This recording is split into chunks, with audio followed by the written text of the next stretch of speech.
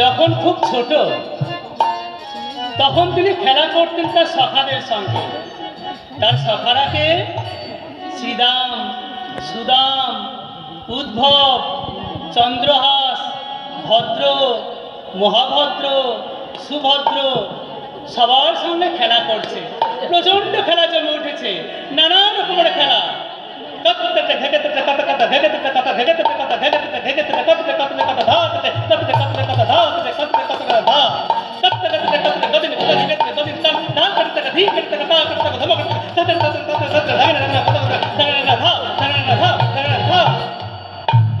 হঠাৎ গোবিন্দ আমার চুপ করে বসে পড়লেন, মন খারাপ করে। তখন বাকি সখারা বলছে, কি রে কানাই, তুই বসে পড়লি কেন? তুই আর খেলবি না? বলো, না রে, আমি একটু যমুনার ঘাটে যাব।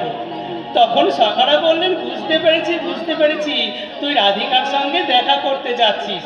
ঠিক আছে, তোর দাদা গোবিন্দ যখন আসবে তখন বলবো যে তোর কৃষ্ণ, তোর ভাই, সে রাধিকার সঙ্গে দেখা করতে গেছে। না না না না, সে কথা তোরা বলিস না, তোদের আমি অনুরোধ করছি।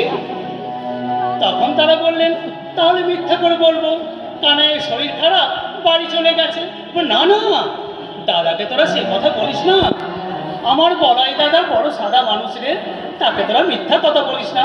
সখার বড় আশ্চর্য ব্যাপার তো, সত্যি কথা বলবো না, আবার মিথ্যা কথা বলবো না। তাহলে কি বলবো?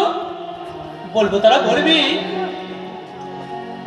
বড় পিয়াসা লাগিয়া গিয়াছে কানা